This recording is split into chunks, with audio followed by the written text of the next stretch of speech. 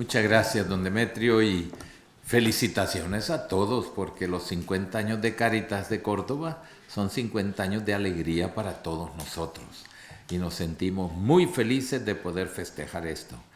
Dicho sea de paso, es mi penúltimo acto antes de la asamblea de la próxima semana, en la cual van a elegir a mi sucesor el día 14. Pero mañana todavía comenzamos en el Escorial una reunión, una asamblea de todas las Cáritas de Hispanoamérica. Los delegados para la asamblea de Roma siempre acostumbran a hacer una preasamblea en España, por los vínculos que tenemos con España, por el cariño y por la gratitud. Cáritas Española es la que más ayuda a Hispanoamérica, a los distintos países, no solo en casos de emergencia, sino sobre todo en programas formativos.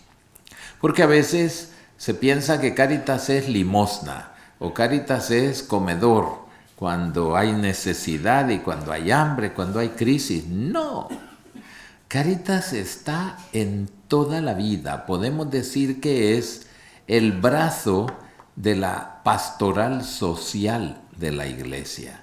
Y entonces abarca todo aquello que es pastoral social. Antiguamente se refería a eso como simplemente promoción humana.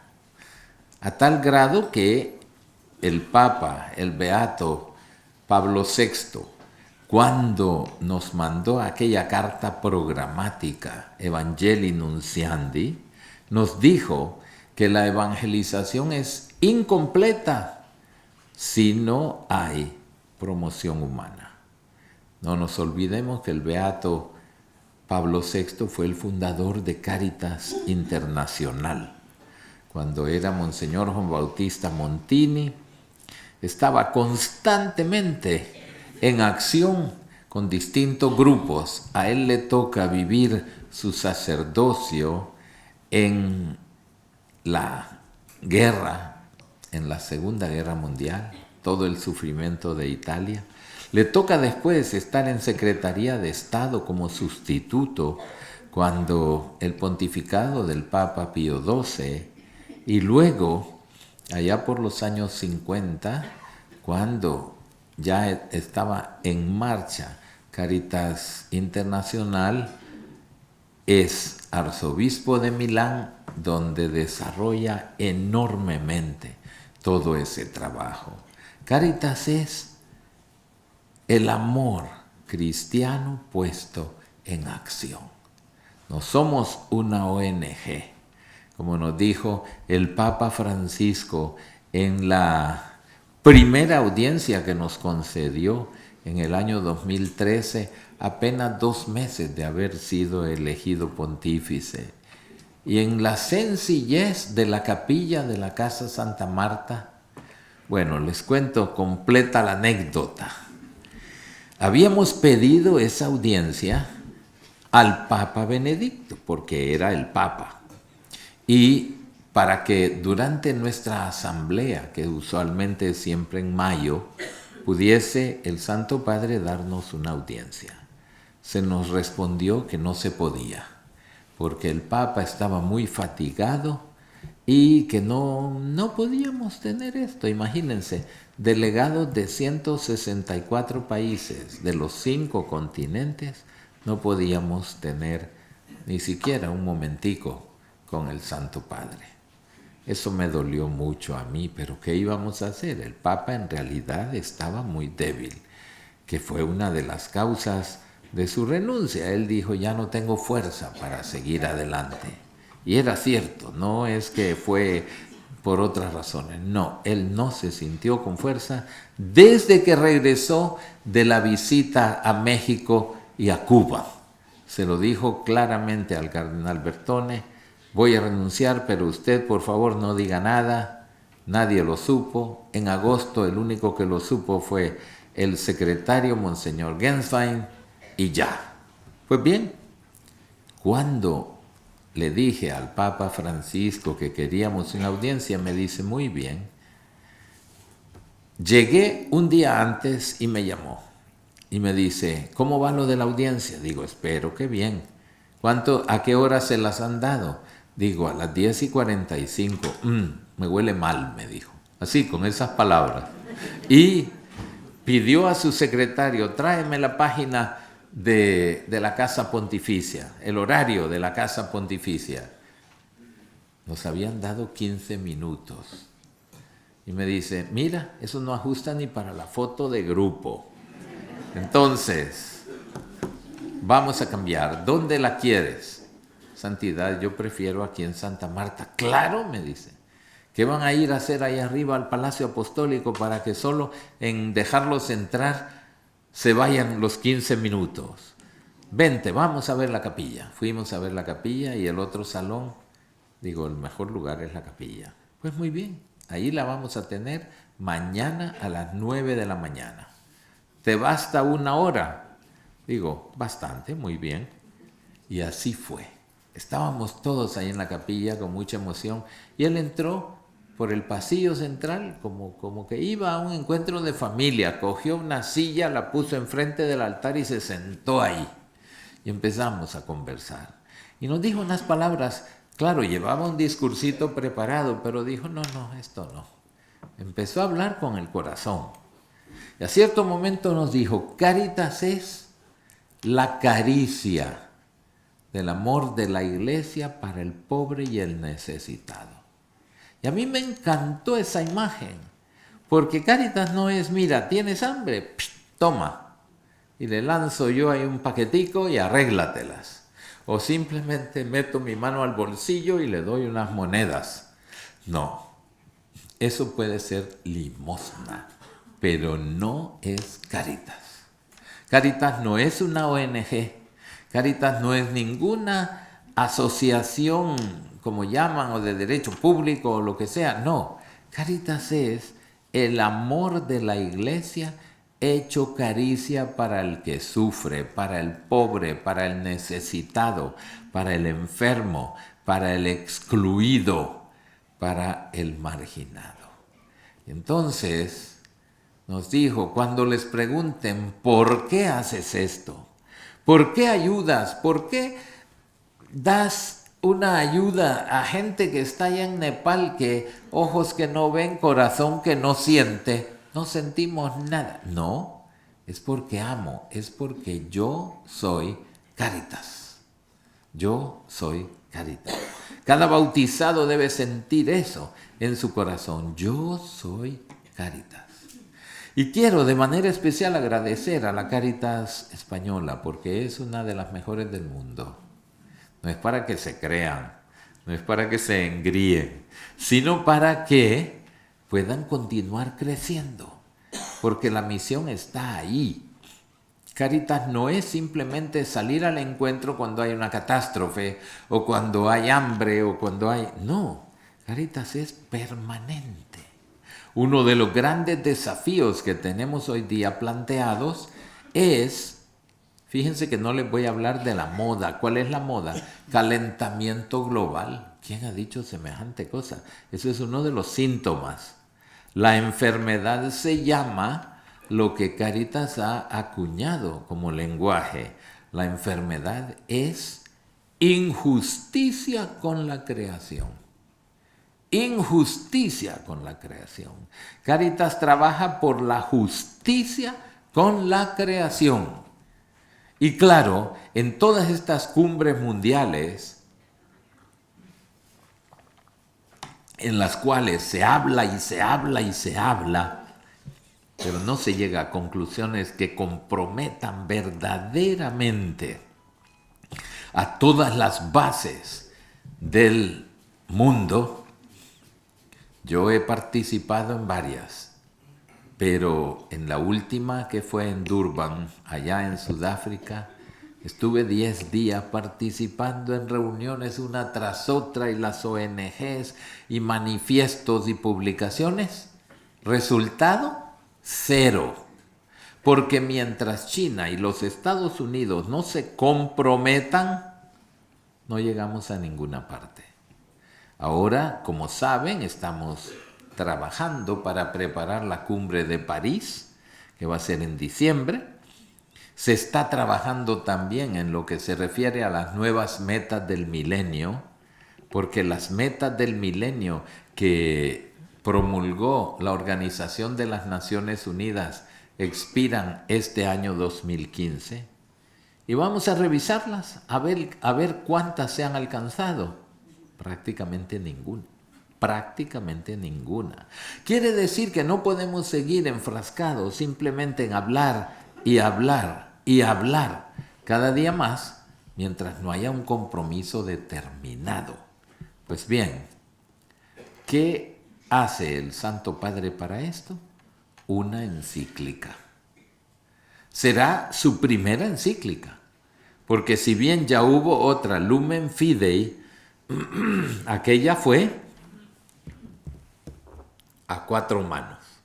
Como cuando en el piano tenemos, que es muy bella la música a 4 manos en piano, es preciosa. Pero aquella encíclica prácticamente la tenía lista el Papa Benedicto para concluir el año de la fe. Como renunció y no pudo, entonces le dijo al Papa Francisco si podían publicarla juntos, y el Papa le dijo que sí. Y ahí en esa encíclica, yo soy malo, no les voy a hacer una pregunta que estaría tentado a hacerles, ¿Cuántos han leído la encíclica Lumen Fidei? Pero no les hago la pregunta para no ponerlos en aprietos. Pero ciertamente no es conocida. Pero Evangelii Gaudium sí es conocida, ¿verdad? Porque si me dicen que no la han leído, le digo a don Demetrio, mejor me voy, porque ¿qué estoy haciendo? Si es el programa de gobierno del Papa Francisco, y el que no la ha leído lleva ya 2 años de atraso, y no le podemos decir que es un atrasado, de modo que vale la pena, porque tenemos tesoros, pero los tenemos escondidos. Y ya es muy claro el Evangelio de los talentos cuando nos dice que los talentos no son para enterrarlos. Los talentos no son para tenerlos ahí. ¿Saben cuál es el secreto mejor guardado dentro de la iglesia? El compendio de la doctrina social de la iglesia. Hace 11 años que fue promulgado. El cardenal Renato Martino, que fue presidente de Justicia y Paz en el Vaticano, se dedicó alma, vida y corazón solo a promover ese compendio, de tal manera que donde aparecía el cardenal Martino ya le decían, ¿y qué? ¿Nos va a hablar del compendio? Sí, pero todavía el compendio está ahí como enterrado y es un tesoro. Pues bien, la primera encíclica del Papa será sobre la ecología. Ya está lista, la están traduciendo. Dicen por ahí los rumores que a lo mejor va a ser publicada cerca de la fiesta de San Pedro y San Pablo. Ojalá. A propósito, aquí en Córdoba, ojalá es una palabra árabe que quiere decir quiera Dios. Pues ojalá que sea bien estudiada y bien profundizada y bien presentada. Yo estaba recientemente en una universidad jesuita de los Estados Unidos, allá en Washington, y ya encontré ataques contra la encíclica del Papa. Ni siquiera la ha publicado. Ni siquiera saben qué es lo que va a decir la encíclica y ya la están atacando. ¿Por qué? Porque el sistema económico capitalista salvaje tiene otro Dios. No es el Dios que nos creó, sino es el Dios mercado y el Dios dinero. Y todo aquello que perjudica las ganancias exorbitantes de algunas instituciones o de algunas personas, debe ser combatido, venga de donde venga, aunque sea del Papa. Pero el Santo Padre ahí está, no tiene miedo y es encíclica. Claro, dicen, es que eso del calentamiento global no tiene base científica. para defender el dinero son capaces de decir lo que sea. Pero como sí tiene fundamento científico, porque el Santo Padre no va a hablar como experto en cuestiones ecológicas. Para eso están los técnicos y los hay de muy buena calidad. El Papa se ha asesorado, y a mí me consta, de los más grandes expertos en temas ecológicos. Pero lo suyo no es lo científico, lo suyo es lo ético. Y eso es lo que no podemos dejar y no podemos callar. La ética es lo nuestro y es precisamente lo que falta. Por falta de ética es que llegamos a todas las crisis económicas que se han vivido. Por falta de ética es que llegan todas las crisis políticas, cuando la política se reduce a un negocio para enriquecer a unos cuantos a costa de los bienes que son de todos. Por falta de ética es que se olvida el bien común, que es la motivación que debe haber para cualquier partido político. Por falta de ética se ignoran los mandamientos de la ley de Dios. Y hay algunos muy claros. Uno, por ejemplo, que dice no mentir. Y parece que ahora es la moda, ¿eh? Con tal de que no se den cuenta, digamos lo que querramos. Y otro más agudo todavía que dice no robar, ¿eh? Y ahora es desviación de fondos. No, señor, digámoslo claramente con todas las palabras. Es robo, es robo. Pero marginando la ética, entonces llegamos a los desastres que tenemos. Y la ética no es lo que piensa mucha gente, ¿eh? Es que la iglesia siempre poniéndonos camisa de fuerza. Ahora ya mucha gente ni sabe lo que es una camisa de fuerza, porque las enfermedades mentales se trabajan de otra manera, con fármacos. Pero antiguamente sí, había lo que decían un loco furioso.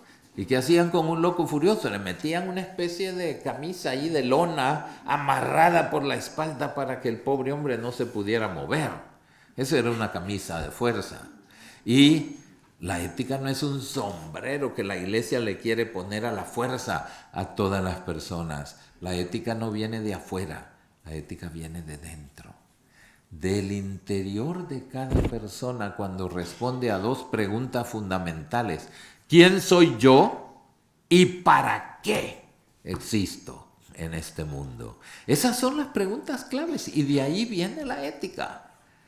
Claro, desde la fe tenemos la ética cristiana inspirada, iluminada por esa luz preciosa que es la revelación, la palabra de Dios. Pero la ética le toca a cada persona. Y es desde ahí donde el Papa tiene toda la autoridad moral para poder decirnos, vamos hacia un abismo, tenemos que actuar. Pues esa es uno de los programas fuertes de Cáritas. No solo emergencias, claro, tristemente emergencias los hay todos los días. Desde aquel pobre hombre que en su locura mató a 150 personas estrellando un avión, ahí también estaba Cáritas, hasta el terremoto en cualquier parte de este mundo, en este momento se llama Nepal, pero recientemente era también Japón, y era también Haití, y era también Chile, y tristemente pues tenemos emergencias constantemente, terremotos, y tenemos inundaciones, y tenemos sequías, y tenemos también huracanes y tifones, y todo esto para decirnos que el amor cristiano no puede detenerse.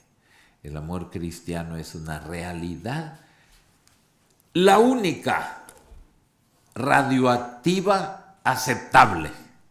Hoy día la radioactividad es prohibida y temida en todas partes, pero el único material radioactivo que debe existir es el amor.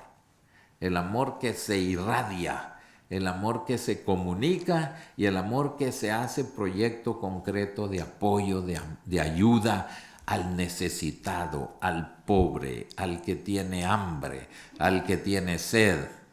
O como me contaba don Demetrio, las obras de misericordia. El otro día ellos estaban en una audiencia con el Santo Padre y el Santo Padre les pregunta a los fieles, bueno, ¿y saben ustedes las obras de misericordia? Y después se vuelve hacia los obispos y les dice, ¿y ustedes también las saben? Porque llegó un momento como que si se menospreciaban las obras de la misericordia y decían ahora no, ahora se llama acción social, se llama promoción humana, se llama liberación, todo está bien, pero el examen final ya está publicado. El examen final nos dice, tuve hambre y me dieron de comer, tuve sed y me dieron de beber, estuve desnudo y me vistieron, estuve enfermo y a la cárcel y vinisteis a verme. Ahí está. Y por consiguiente no ha pasado de moda. Y por consiguiente Cáritas también no solamente se concentra en emergencias, sino también en todo lo que se refiere a la promoción humana. Como prioritaria también la promoción de la mujer, que no es un simple feminismo. Todos los ismos son ideologías. Y la ideología es una visión parcial de la realidad desde un determinado grupo de óptica y de intereses. En cambio, el amor cristiano es abierto y llega a todas partes sin fijarse en ideologías. Pero uno de los programas de Cáritas tan necesario es la educación para la comunión cristiana de bienes. Es aquello que nos educa y en la cual queremos educar para que entendamos lo que significa compartir. Compartir, que es también parte de la nueva evangelización. El Papa en Evangelii Gaudium, esa carta tan bonita que ustedes han leído, subrayado, la citan con frecuencia y vuelven a ella, en esa carta tan bonita el Papa nos dice, nosotros no hacemos proselitismo, no estamos dando de comer porque queremos que se aumente el número de fieles en las parroquias. Eso lo pueden hacer denominaciones de otro color. Pero nosotros lo que hacemos es compartir lo que tenemos. Compartimos nuestra fe, compartimos nuestra alegría. Y si viene un menesteroso, alguien que necesita, y viene a un comedor de Cáritas y nos pregunta, ¿y por qué hacéis esto si yo no soy de vuestra fe? Porque nosotros somos Cáritas. Ahí está la respuesta. Porque nosotros somos amor. Y precisamente ser Cáritas es ser un signo del amor de Dios para la humanidad. Signo del amor de Dios para la humanidad. Somos Cáritas, somos el corazón palpitante de la iglesia para los pobres. El corazón palpitante de la iglesia para los pobres. Y así como creer en Dios simplemente no nos hace cristianos, tampoco buscar un salario por parte de Cáritas o pagando una cuota anual o mensual para Cáritas no nos hace verdaderamente Cáritas. Nuestro trabajo es tratar de servir al que más lo necesite. Y el Papa nos ha añadido, el Papa Francisco, unas categorías muy importantes. ¿Cuáles son esas categorías? Los excluidos. Algunos de ustedes se recuerdan en los años 60, cuando surgen las primeras corrientes de la teología de la liberación, que se hablaba en economía de la teoría de la marginación. Países marginados, se decía. Bueno, pero siquiera teníamos un puesto en la página, el margen.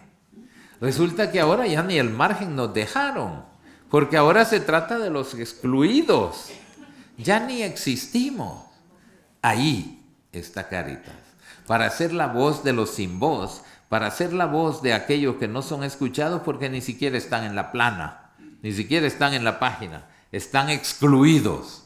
El Papa dice, ahí tenemos que ir. Tenemos que ir a los excluidos, tenemos que ir a los descartados. Descartados. Ya, su único puesto es el basurero. No puede ser. Ahí estamos nosotros, ahí está Cáritas. Tenemos que salir. El Papa nos habla constantemente de esto. Es una iglesia en salida. No esperando, muy sentadita, cómodamente, que vengan a mí. Vengan a mí. No van a venir. Porque los que estamos convocando son aquellos que están heridos, que están maltratados por la vida, que se sienten ellos mismos excluidos. Y por eso tiene que ser una iglesia en salida, a buscarlos, a las periferias, nos dice el Papa. Qué interesante, a las periferias, donde nadie quiere ir. ¿Qué vamos a ir a hacer a la periferia? Es peligroso, nos van a asaltar, nos pueden hacer daño. Entonces, ¿y Cristo dónde está? Guardado en unas paredes por ahí, sin llevarlo a quien más lo está necesitando. El Señor no tenía casa, porque su casa era los que sufrían, los enfermos, los necesitados, y pasaba y curaba, y servía, y ayudaba, y motivaba. Eso es lo que el Papa nos recuerda cuando nos habla de una conversión pastoral. Claro que la conversión es personal, pero también pastoral. ¿Por qué? Porque si nuestra pastoral es lo mismito del año pasado y repetir siempre lo mismo, eso le cierra la puerta al Señor y dador de vida, al Espíritu Santo, que es constante novedad, que es creatividad, que nos incomoda, nos está ayudando para que salgamos de la instalación y del siempre se ha hecho así. Por consiguiente, esta es una llamada para Cáritas. Nuestro trabajo es precisamente una respuesta a una llamada, y a una llamada que es la misión de la misericordia. En esa carta Evangelii Gaudium el Papa nos dice, no nos dejemos robar la misión.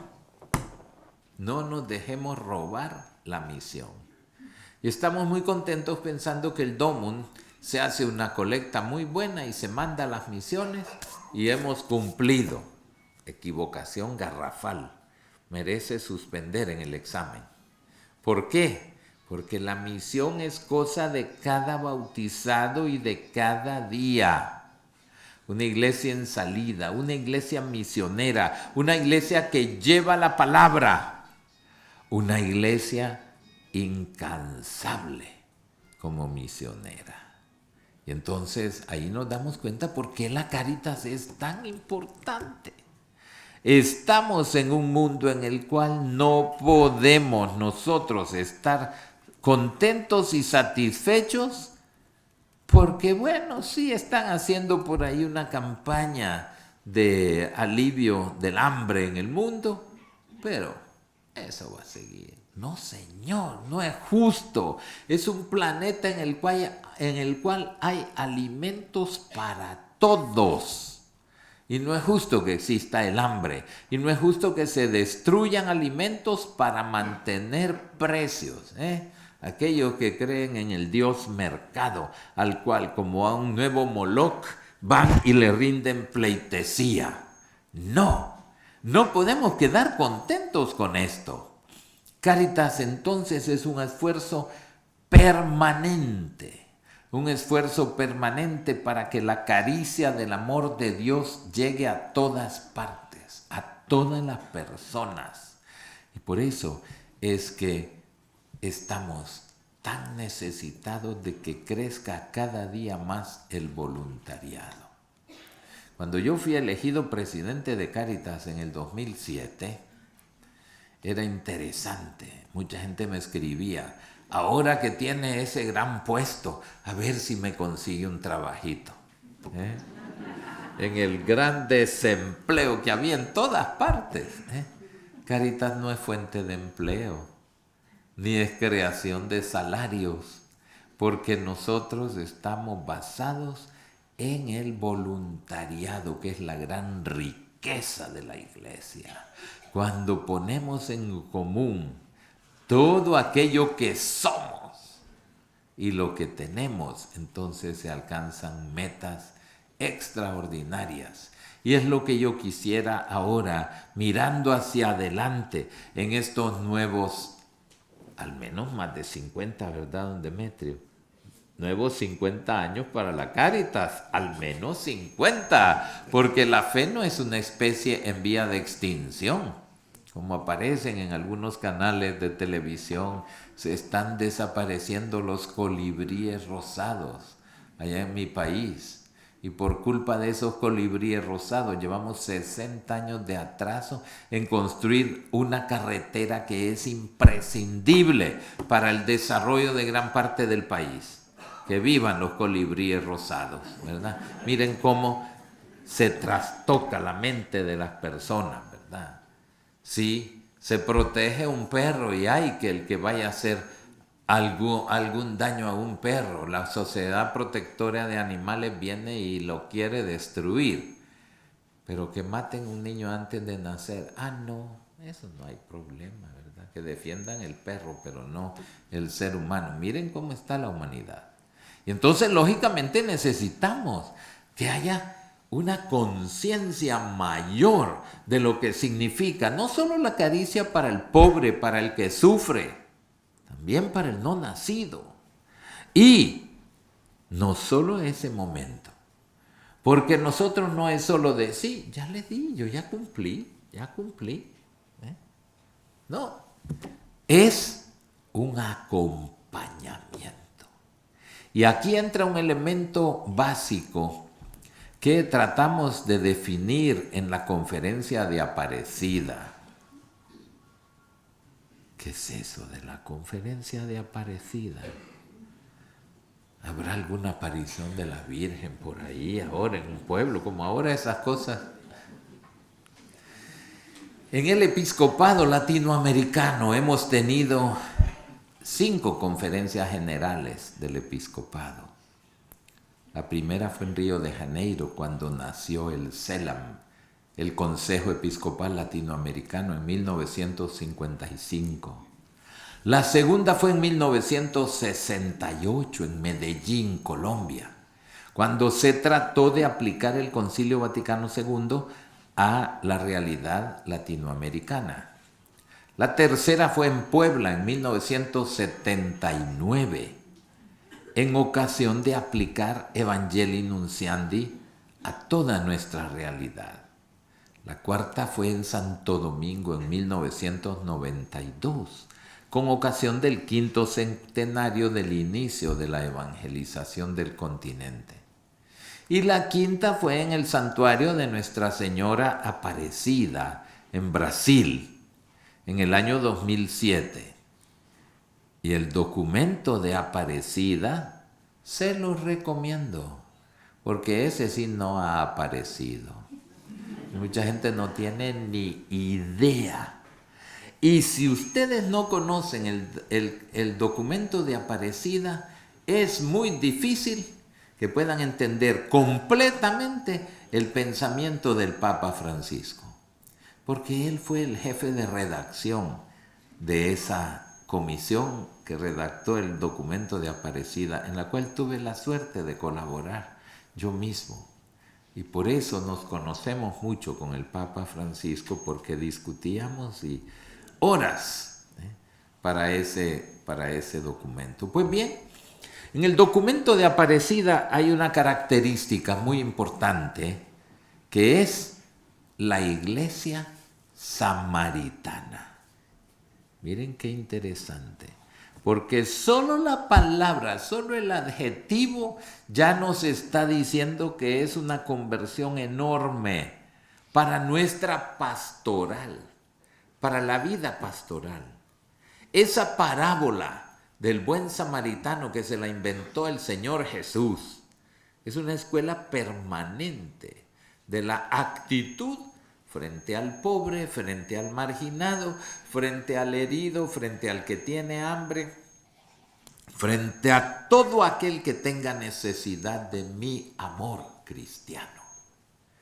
Aquel levita que pasó de largo, aquel sacerdote que pasó de largo, aquel habitante de esta tierra que hubo un terremoto en Nepal.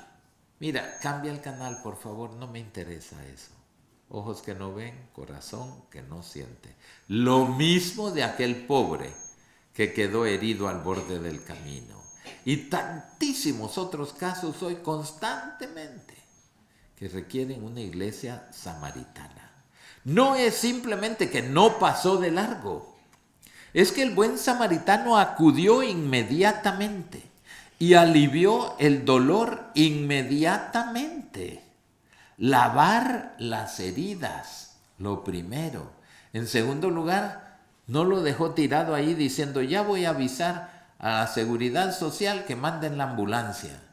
La ambulancia se llamó su propia cabalgadura y la llevó, no al hospital, la llevó a la posada, que era lo que tenía a mano, y le dijo al posadero, cuídamelo, cuídamelo. No le dijo, déjelo ahí que repose por lo menos. No, cuídamelo. Y lo que gaste yo te lo pagaré a mi regreso. Esa es la actitud de una iglesia samaritana que busca curar las heridas. Y hay tantísima gente herida en nuestras comunidades. Y personas que no se acercan porque están heridas. Y tenemos que ir ahí.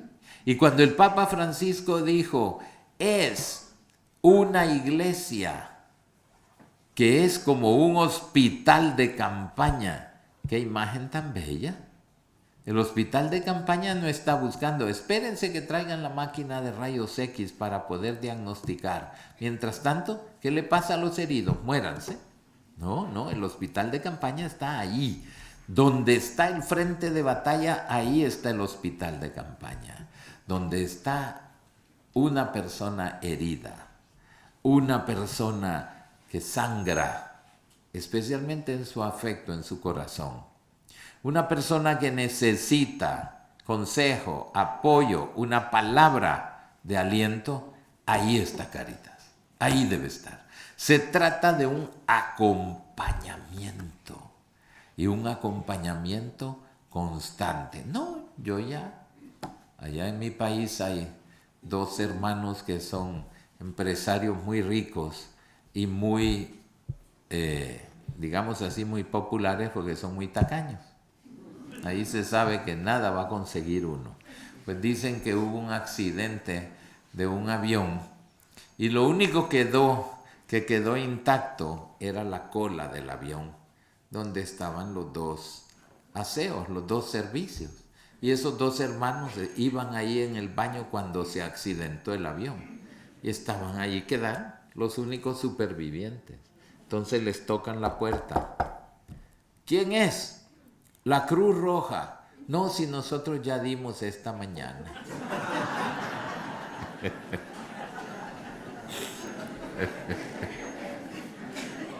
No se trata simplemente, ¿verdad?, de dar una limosna o de dar algo así. Se trata de un acompañamiento.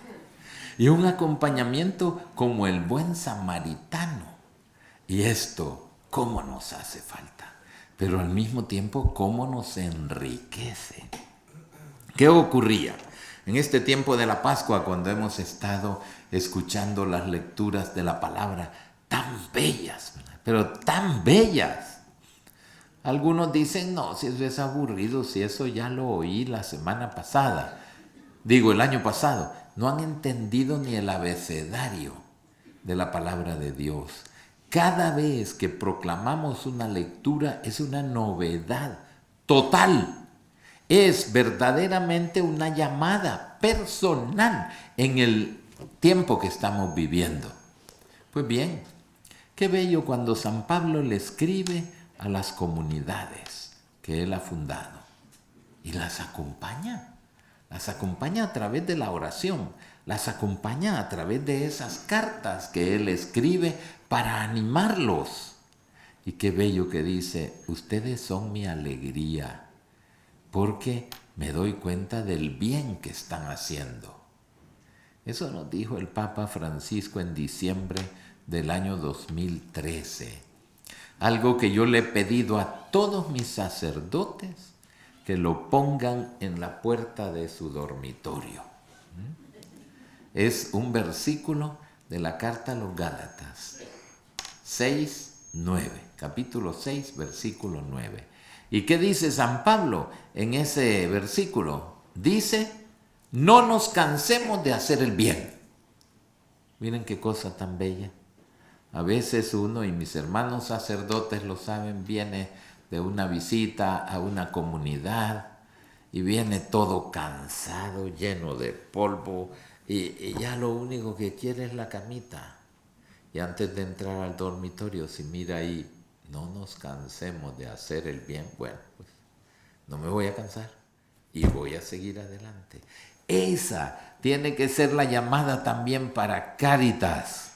No nos cansemos de hacer el bien. No como aquellos dos que ya dimos esta mañana, no, sino no nos cansamos de hacer el bien. Ay Dios, ni siquiera he empezado a tratar lo que quería hablar con ustedes. Y quería precisamente a la luz de lo que nos dice San Juan de Ávila, que Dios es amor. Recordarles eso simplemente. El primer y fundamental anuncio que la iglesia está encargada de llevar al mundo y que el mundo espera de la iglesia es el del amor de Dios. Eso es lo que el mundo espera de nosotros. No espera que vayamos a rescatar a Bankia. Ya la rescataron. Qué triste, ¿verdad? Que cuando hay crisis económicas, no hay dinero para aliviar a los pobres. No hay dinero para ayudarle a los que perdieron su casa por unas hipotecas. Pero sí hay todo el dinero del mundo para salvar bancos. ¿Qué les parece? ¿Qué les parece? Y eso se lo dijimos en su cara a la FAO, allá en Roma, en el año 2008, que fue uno de los años peores de la crisis económica. Se dijo en la FAO, hacen falta 8,000 millones de dólares para disminuir a la mitad el hambre en el mundo. Todos los países y todos los gobernantes estaban ahí y no había dinero. 2 meses después, el presidente Obama entregó casi 4 veces eso para salvar bancos. ¿Qué les parece? Así es este mundo que no ha sido evangelizado por la caridad. Por consiguiente, el primer y fundamental anuncio que la iglesia está encargada de llevar al mundo y que el mundo espera de la iglesia es el del amor de Dios. Pero para que seamos capaces de transmitir esta certeza, es necesario que estemos íntimamente impregnados por esta verdad y que ésta sea la luz de nuestras vidas. Cuando hablamos de amor de Dios,